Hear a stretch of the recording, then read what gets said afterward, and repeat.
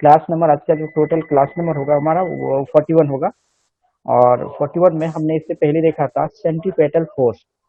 ठीक है, सेंटीपेटल फोर्स को हमने देखा था।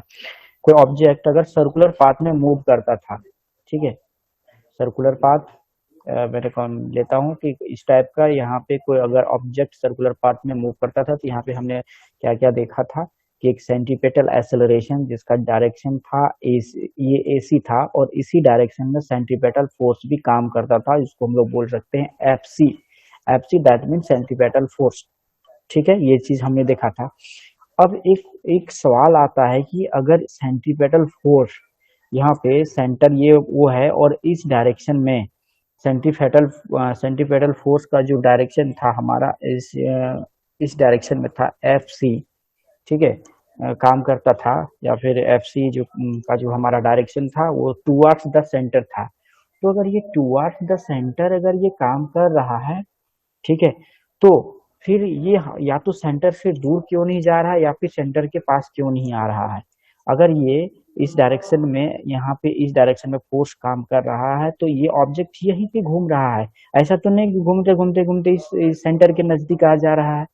दैट मीन्स अगर यहाँ पे ये हमारा ऑब्जेक्ट यहीं पे रहता है, इसी जगह पे रह के मूव कर रहा है, दैट मीन्स अगर ये सेंट्रीपेटल फोर्स के इक्वल एक फोर्स श्योर काम कर रहा है, जो कि इसके ऑपोजिट डायरेक्शन में होगा।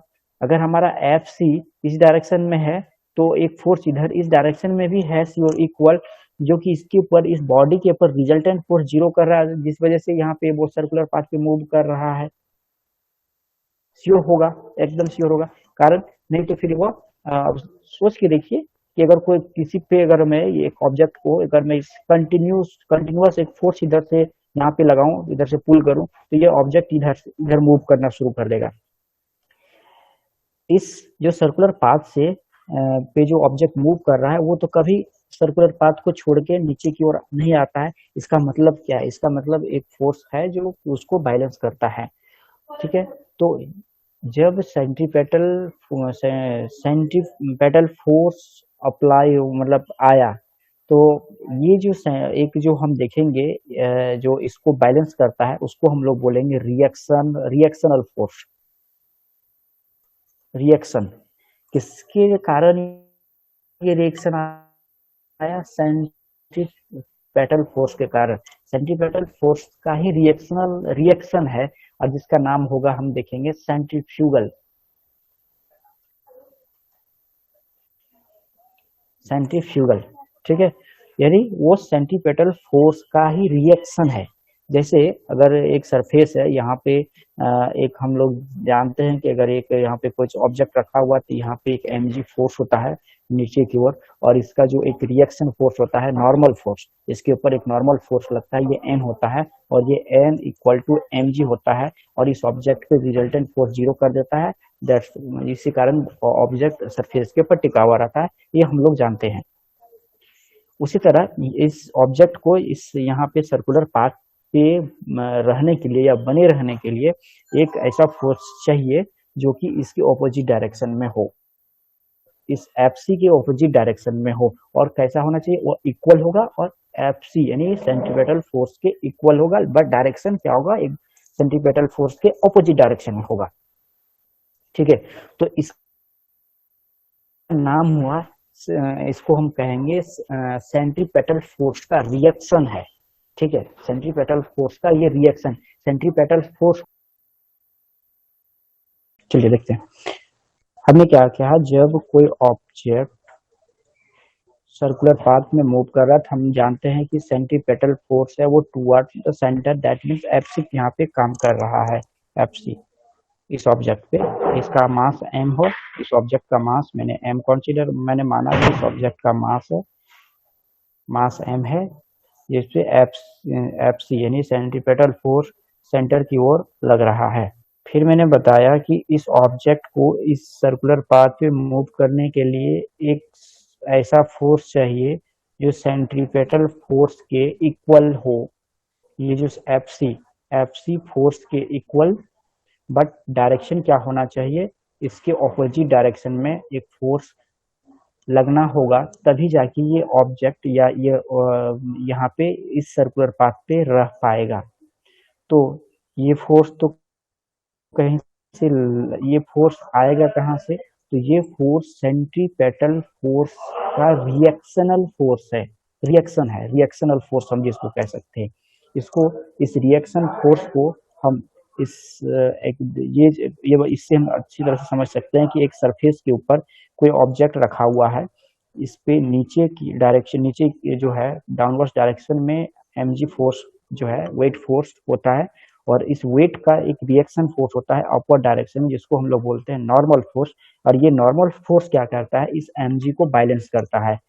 जब ये नॉर्मल और mg बैलेंस हो जाता है that means n equal to mg, तब हम कह सकते हैं कि इस ऑब्जेक्ट पे कोई फोर्स काम नहीं कर रहा है, दैट मीन्स ये इक्विलिब्रियम पोजीशन में है। इक्विलिब्रियम पोजीशन है दैट मीन्स वह सरफेस के ऊपर रहेगा। अगर इस ऑब्जेक्ट पे कोई फोर्स होगा तो उस डायरेक्शन में वो मूव करना शुरू हो जाएगा। तो यहाँ पे इस ऑब्जेक्ट को इस सर्कुलर पाथ पे रहने के लिए एक ऐसा फोर्स चाहिए जो इस एफसी को इक्वल हो या एफसी को बैलेंस करे। तो बैलेंस करने के लिए एक आता है यहाँ पे, हम जिसको बोल सकते हैं रिएक्शनल फोर्स। यहाँ पे फोर्स जो होगा वो रिएक्शनल फोर्स होगा, ठीक है। और इसी फोर्स का नाम है सेंट्रीफ्यूगल रिएक्शन। सेंट्रीपेटल नहीं, सेंट्रीफ्यूगल, सेंट्रीफ्यूगल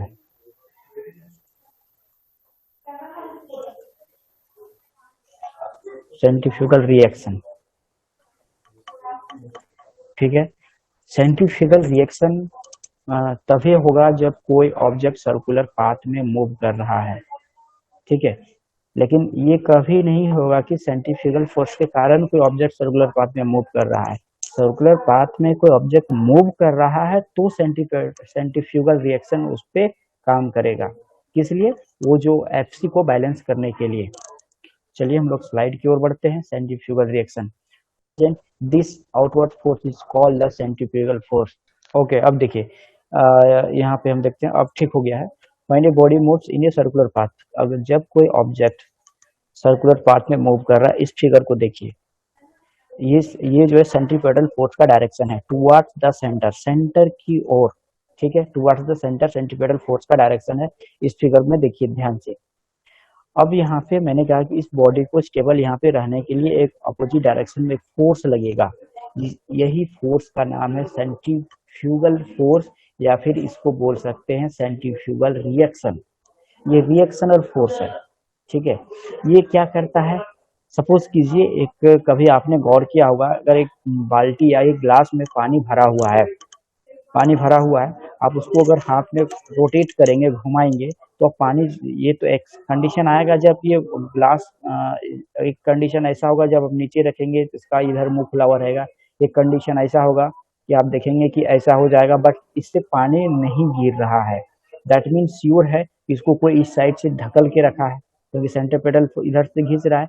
तो ये कौन सा ये काम करता है? सेंट्रीफ्यूगल फोर्स, ठीक है। और ये जो फोर्स होगा यह एक आभासी होगा, इसको हम लोग फील नहीं कर पाएंगे। इसको फील करने के लिए मुझे एक रिफरेंस फ्रेम, जिस रिफरेंस फ्रेम में ये हो रहा है, या फिर जब हम लोग वो जो ब्रेक डांस होता है वहां पे इस चीज को हम लोग फील कर सकते हैं। चलिए इसके बारे में ज़्यादा नेक्स्ट स्लाइड में हम डिस्कस करेंगे सेंट्रीफ्यूगल फोर्स के बारे में। बट यहाँ पे एक रिएक्शन, जो सेंट्रीफ्यूगल रिएक्शन के बारे में बता रहा हूँ कि जो सेंट्रीपेटल फोर्स को बैलेंस करने के लिए एक रिएक्शनल काम करता है, उसी को हम कहेंगे सेंट्रीफ्यूगल रिएक्शन। अब बात करते हैं सेंट्रीफ्यूगल फोर्स। तो यहाँ पे फर्स्ट देखिए, यहाँ पे centrifugal force is the apparent outward force on a body when it is rotate। जब कोई बॉडी रोटेट करता है तो एक बाहर की आउटवर्ड फोर्स एक महसूस होता है, एपियरेंट हम इसको बोल सकते हैं, यह एक काल्पनिक फोर्स है, ठीक है। यह एक काल्पनिक फोर्स है। इस फोर्स को हम एक्चुअली काल्पनिक इसलिए बोलेंगे क्योंकि यह कोई कारण नहीं होता है कि यह फोर्स लगा, यह होता है एक फोर्स के कारण ही आता है, इसका खुद का कोई कारण नहीं है, यह किसी दूसरे के कारण आता है। यह जो फोर्स है सेंट्रीपेटल फोर्स के कारण ही ये आया है, लेकिन सेंट्रीफ्यूगल के कारण सेंट्रीपेटल नहीं आया है, इसका खुद का जो जनरेट हुआ है इसका कोई रीजन नहीं है, या किसी कोई और जनरेट हुआ है, कोई और काम कर रहा है, उसके रिएक्शन में ये काम कर रहा है, इस वजह से हम इसको कहेंगे काल्पनिक, या फिर इसको हम बोल सकते हैं झूठा। देखो यहाँ पे एक वर्ड यूज किया है मैंने, स्यूडो फोर्स। ठीक है, तो यह एक वैसा फोर्स है जो कि सेंट्रीफ्यूगल फोर्स को बैलेंस करता है, और यह हमेशा आउटवर्ड्स होता है, आउट सेंटर से आउटवर्ड्स। वो सेंट्रीपेटल होता है टुवर्ड्स द सेंटर, ये होगा आउटवर्ड्स, आउटवर्ड्स द सेंटर। फिर यहाँ पे देखिए, this force is a pseudo force, यह इसको झूठा फोर्स भी कहा जाता है। Not a reference because this force can be failed in accelerated frame, इसको तभी महसूस किया जा सकता है जब आप एक्सेलरेटेड फ्रेम में हो। जब आप एक्सेलरेटेड फ्रेम मतलब आप एक मूविंग फ्रेम में हो, तभी आप इस फोर्स को महसूस कर पाएंगे। Not in A initial reference frame, initial that means अगर कोई ऐसा फ्रेम हो जहाँ जो कि क्या बोलते हैं एक्सेलरेटेड नहीं हो सकता है उसका मोशन यूनिफॉर्म सर्कुलर मोशन हो, वहाँ पे आप इसको फील नहीं कर सकते हैं। देखिए, एक्सेलरेटेड डिफरेंस फ्रेम का मतलब हो गया उसका जो वेलोसिटी है वो पर यूनिट टाइम चेंज हो, ठीक है, तभी हम उसको एक्सेलरेटेड बोल सकते हैं। और जब कोई सर मतलब यूनिफॉर्म मोशन में हो तब हम उस चीज को फील नहीं कर पाएंगे। In the other word, an observer जो इस फोर्स को फील करेगा, ऑब्जर्व करेगा, in the accelerated frame can we see the force only, इस फोर्स को जो एक्सेलरेटेड फ्रेम में रहेगा वही इस फोर्स को महसूस कर पाएगा। To an observer standing on the ground, जो अगर एक ऑब्जर्वर जो है वो ग्राउंड में बैठ देखेगा, वह इस फोर्स को नहीं देख पाएगा या इस फोर्स को वह महसूस नहीं कर पाएगा। ठीक है, इसका एक क्या बोलते हैं रियल एग्जाम्पल हम देख सकते हैं कि जब देखे होंगे ब्रेक डांस, जब ब्रेक डांस में ऐसे वो रोटेट करता है, यहाँ पे देखेंगे कभी कभी एक आदमी यहाँ पे खड़ा होता है, वो भी चारों ओर रोटेट करता है। ठीक है, और आप अगर यहाँ खड़े होके देखेंगे तो आपको क्या लगेगा कि ये आदमी यहाँ पे मूव कर रहा है। ठीक है, लेकिन ये आदमी क्या फील करेगा, यह आदमी फील करेगा कि मेरे मतलब मेरे बॉडी के ऊपर एक बाहर की ओर भी एक फोर्स काम कर रहा है। ठीक है, रिफरेंस फ्रेम में, जो यहाँ पे एक्सेलरेटेड फ्रेम में होगा, क्योंकि जब ब्रेक डांस का वो जो स्टार्टिंग होता है तब उसका स्पीड बढ़ता है, उसके बाद कुछ देर के बाद उसका स्पीड जो होता है वो घटने लगता है। ठीक है, तो हमेशा वो एक्सेलरेटेड रहता है, तो वही वो इस फोर्स को अनुभव कर सकता है। हम नीचे से देखेंगे, नीचे से इस फोर्स को देखने की कोशिश करेंगे तो हम इस फोर्स को ना ही देख पाएंगे और ना ही इसको हम समझ पाएंगे, इस सेंट्रीफ्यूगल फोर्स को। ठीक है, इसको समझने के लिए, इस फोर्स को अनुभव करने के लिए आपको एक्सेलरेटेड फ्रेम में रहना होगा, अदरवाइज इस फोर्स को आप महसूस नहीं कर पाएंगे। ठीक है, तो ये था सेंट्रीफ्यूगल रिएक्शन और ये सेंट्रीफ्यूगल फोर्स। इसमें सबसे इम्पोर्टेंट ये होता है इसका डायरेक्शन को लेके, सेंट्रीपेटल फोर्स और सेंट्रीफ्यूगल फोर्स का डायरेक्शन को लेके काफी कंफ्यूजन रहता है कि दोनों का डायरेक्शन क्या होता है। तो अगर ये एक सर्कुलर पाथ है तो एक इस डायरेक्शन में होगा और एक इस डायरेक्शन में होगा, तो सेंट्रीफ्यूगल फोर्स यानी एफ जी का जो डायरेक्शन हो गया टू मतलब आउटवर्ड्स द सेंटर, यानी इसको हम एफ जी बोलेंगे और ये वाले को हम बोलेंगे एफ सी, सेंट्रीपिटल फोर्स। यानी जो जो फोर्स सेंटर की ओर लगेगा उसको कहेंगे सेंट्रीपिटल फोर्स, और जो सेंटर से दूर जाएगा उसको हम बोलेंगे सेंट्रीफ्यूगल फोर्स का डायरेक्शन। ठीक है, तो ये काफी बार पूछा भी जाता है और काफी बार एग्जाम में भी आता है, और इसमें काफी ज्यादा कंफ्यूजन भी क्रिएट होता है direction of centrifugal force and direction of centripetal force. तो अगर आप सेंट्रीपेटल फोर्स को याद रख पाएंगे तो आप ये जरूर याद रख लीजिएगा कि ये सेंट्रीपेटल फोर्स का रिएक्शन है, और रिएक्शन हमेशा क्या होता है, ऑपोजिट डायरेक्शन में होता है। तो centripetal force towards the centre, तो reactional force outwards the centre होगा, सेंटर से दूर जाएगा, सेंटर से बाहर की ओर होगा ये फोर्स। ठीक है, आगे आते हैं, इससे रिलेटेड सर्कुलर मोशन से रिलेटेड कुछ न्यूमेरिकल प्रॉब्लम है जो सिलेबस में भी है, सब नॉमेरिकल प्रॉब्लम करके लिखा हुआ है, तो मैं कुछ नॉमेरिकल प्रॉब्लम लेके आया हूँ। चलिए अब देखिए इस क्वेश्चन को आप लोग, और बोलिए कि ये क्या आप सॉल्व कर पाएंगे, नहीं तो फिर मैं करता हूँ। क्वेश्चन को देखिए, ये mass of 70 KG is making 8 revolution पर सेकेंड। एक ऑब्जेक्ट है जिसका मास 70 केजी है, वह प्रत्येक सेकेंड में 8 रिवॉल्यूशन करता है अराउंड ये सर्किल ऑफ 14 मीटर। एक जो सर्कल है उसका जो रेडियस है वो 14 मीटर है। Find the force towards the centre of the circle, towards the centre, that means we have to find centripetal force which must be acting upon the mass, कि उस मास है जो ऑब्जेक्ट के ऊपर जो सेंट्रीपेटल फोर्स लगेगा हमें उसको फाइंड करना है। तो हम लोग जानते हैं सेंट्रीपेटल फोर्स का जो फॉर्मूला होता है वो यानी F C equal to M V square by R होता है, M V square by R होता है। तो अब क्या क्या फाइंड करना होगा आप लोग देख लीजिए। इसमें से मास है, रेडियस तो दिया हुआ है, अब यहाँ पे वेलोसिटी, तो हमारे पास वेलोसिटी नहीं है, बट यहाँ पे एक चीज देखिए 8 रेवोल्यूशन पर सेकेंड है, मैंने एक सेकेंड में 8 बार घूमता है। डेट मीन्स जो अगर सपोज कीजिए कि सर्कुलर पाथ है, यहाँ से ऐसे ये मूव करना शुरू किया तो वन जो यहाँ से यहाँ तक घूम गया, इसको याद कीजिए, हम लोग नाम बोले थे, इसका नाम था ओमेगा। ठीक है, तो ओमेगा इक्वल टू कितना हो गया 8 रिवॉल्यूशन, और रिवॉल्यूशन पर सेकेंड, तो इसको हम लोग रेडियन में बदलेंगे। तो एक रिवॉल्यूशन में कितना होता है 8 into 2 pi per second, radian per second, sorry, R A D per second. तो इसको हम लोग ये हो जाएगा 16 रेडियन पर सेकेंड। अब मेरे पास मुझे ओमेगा मिल गया। ओमेगा से क्या भी को फाइंड किया जा सकता है? क्या ओमेगा से भी को फाइंड किया जा सकता है? बोलिए। हम लोग एक रिलेशन में जानते हैं भी equal to R omega. Hello, सुन पा रहे हैं? हम लोग एक रिलेशन भी जानते हैं भी इक्वल टू आर ओमेगा। तो क्या मुझे रेडियस पता है, ओमेगा का वैल्यू पता है, तो क्या हम लीनियर वेलोसिटी फाइंड कर सकते हैं? और लीनियर वेलोसिटी निकल गया तो हमारा जो फोर्स है वो भी फाइंड हो जाएगा। क्या ये सवाल बनेगा आप लोगों से? गिवन गिवन दैट सबसे पहले है मास, यानी m इक्वल टू 70 केजी, ऐसा यूनिट में है। अच्छा, radius small r equal to दिया हुआ है 40 मीटर, 14 मीटर, ये भी दिया हुआ मीटर, ऐसा यूनिट में भी है।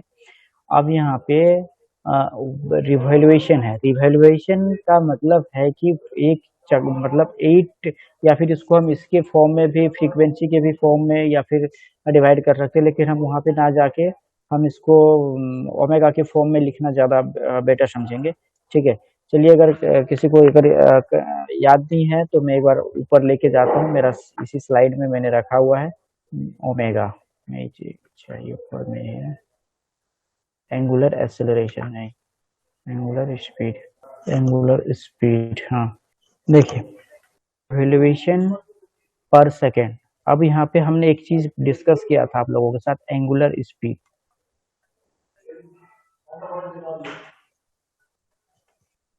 क्या था? 1 सेकेंड में जितना रोटेट करेगा, 1 सेकेंड में जो भी बनाया गया एंगल होगा, उस एंगल को हमने बोला था एंगुलर स्पीड। क्यों? 1 सेकेंड में सेंटर पे जितना डिग्री का एंगल बनाएगा उसको हमने बोला था ओमेगा।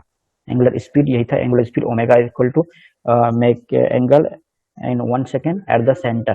तो 1 सेकेंड में हम लोग जानते हैं 2 पाई का एंगल बनाता है। ठीक है, 1 सेकेंड में 2 पाई का एंगल बनाता है, तो हम यहाँ पे लिख सकते हैं ओमेगा। तो ये ओमेगा इक्वल टू 2 पाई।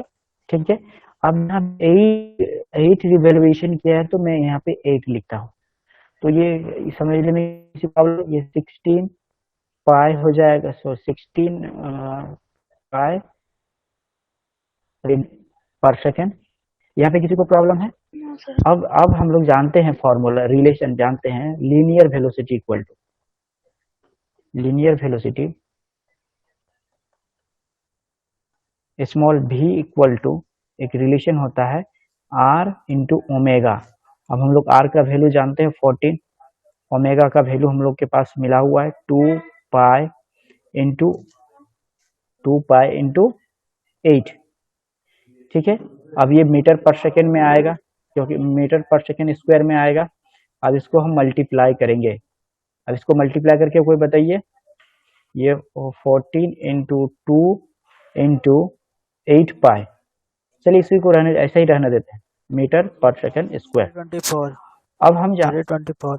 अच्छा, अच्छा रहने देते हैं। इसके बाद हम जो आर स्क्वायर जब करेंगे वो सेंटीफेट एफ सी जब निकाल लेंगे तो ये होता है जैसे कि M V square by R. तो यहाँ पे आर का वैल्यू जैसे ही रखेंगे कुछ हम लोग का कट जाएगा, कैंसिल हो जाएगा ऑलरेडी।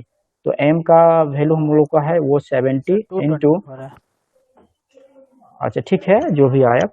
अब जो भी स्क्वायर है हमारा, जो भी यानी इसका स्क्वायर करेंगे तो हमको इसको 2 बार लिखना होगा। ठीक है, इसको हमको 2 बार लिखना होगा। दैट मीन्स 14 इंटू 2 इंटू 8 पाई का स्क्वायर, नीचे हमको लिखना होगा 14, या फिर मैं यहाँ पे लिख लेता हूँ एक बार। ये था 70 इंटू 14 इंटू 2 इंटू 8 पाई का स्क्वायर डिवाइडेड बाय, ये था हमारा यहाँ पे आर 14।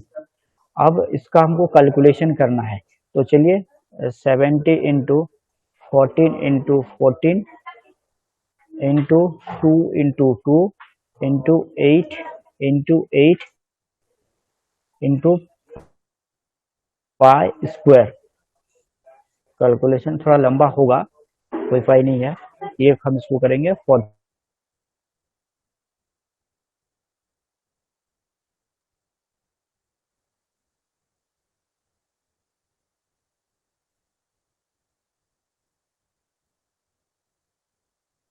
0.14 रखिए। अब इसको जब मल्टीप्लाई करके सॉल्यूशन करेंगे तो आप लोग लंबा मल्टीप्लाई है, ठीक है, तो इसके लिए आप कैलकुलेटर यूज कर लीजिएगा। कैलकुलेटर यूज करके जब फाइनली इसका जब आंसर आएगा हमारा सेंटीपेटल फोर्स यानी एफ सी इक्वल टू जो आएगा रिजल्ट में, रिजल्ट लिख देता हूँ 20.76 इंटू 10⁵ न्यूटन, ये आएगा आंसर। ठीक है, तो आप इसको with the help of calculator कर लीजिएगा। ये 3.14 डबल होगा। उसके बाद कैलकुलेशन कीजिएगा तो ये आ जाएगा 20.76 में 10⁵ न्यूटन, ये आ जाएगा। ठीक है, अगला अगला क्वेश्चन है आप लोगों के लिए। A fly wheel has a rotational frequency of 3 revolution per second. If there is a unbalanced mass of 3 kg at 16 centimeter from the center, find the pull on the spring due to the mass। ठीक है, same वही centripetal F C force ही निकालना पड़ेगा। ठीक है, मास दिया हुआ है, सेंटर फ्रॉम द सेंटर यानी 16 सेंटीमीटर जो है वो रेडियस है, उसको ऐसा यूनिट में आप कर लीजिए। 16 सेंटीमीटर को मीटर में कन्वर्ट करना होगा पहले आपको। गिवन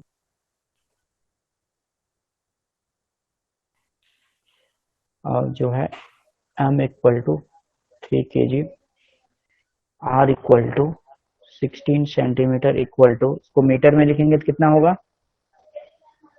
बोलिए? 1.6 इंटू 10⁻, इसको हम 3 कर सकते हैं, 3 मीटर। सर पिछले वाला का आंसर 24.73 इंटू 10⁵ आ रहा है। 24 आ रहा है यस सर। रेडियस, 16 सेंटीमीटर है तो हम उसको मीटर में कन्वर्ट किए तो यहाँ पे 1.6 इंटू 10⁻ मैंने 3 मीटर कर दिया। ठीक है, अब मुझे निकालना पड़ेगा ये ओमेगा दिया हुआ, देखिए यहाँ से हम लोग देख लेंगे, ये omega equal to 3 revolution per second है। तो दैट मीन्स हम लिखेंगे 3 into 2 pi radian per second equal to 6 pi radian per second. अब फिर हम लोग लीनियर वेलोसिटी इसका फाइंड कर लेंगे। लीनियर वेलोसिटी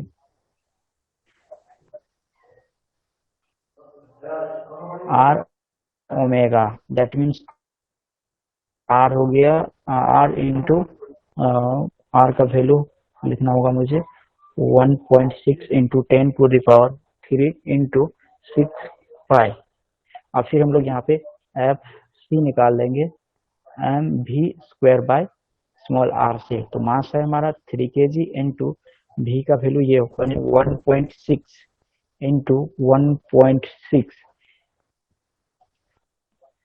इंटू 6, यहाँ पे 36 पाई स्क्वायर इंटू 10⁻, ये हो जाएगा 6 बाय रेडियस कितना होगा 1.6 इंटू 10⁻, ये 3। अब यहाँ पे एक एक यहाँ पे ये बचेगा 3, बट इसको अब इसका कैलकुलेशन कर लीजिए, इक्वल टू 3 इंटू 1.6 इंटू 36। अब पाई में यहाँ पे पाई स्क्वायर पाई का वैल्यू आप लोग रख लीजिएगा इंटू 10⁻3। ये कैलकुलेशन कीजिए, इसका आंसर आएगा 170.55 न्यूटन। ठीक है, कल का जो टॉपिक होगा हमारा, हाँ कल का जो टॉपिक होगा हमारा बेंडिंग ऑफ ए साइकिल। हम लोग देखते हैं जब हम लोग साइकिल चलाते हैं तो जब कोई टर्निंग पे मोड़ देते हैं तो हमारा साइकिल बेंड हो जाता है, मुड़ जाता है थोड़ा सा। ठीक है, तो वो क्यों मुड़ता है उस चीज को देखेंगे, और कितना डिग्री एंगल से मुड़ेगा, और जो मुड़ता है वो कितना डिग्री पे वो रोटेट होगा, वो किन किन चीजों के ऊपर डिपेंड करेगा। ये हम कल के क्लास में इसको हम डिस्कस करेंगे। ठीक है, तो थोड़ा सा अगर बैंकिंग ऑफ रोड, इसके बाद और एक आएगा टॉपिक। ठीक है, कल ओके, फिर थैंक मिलते यू हैं। सर।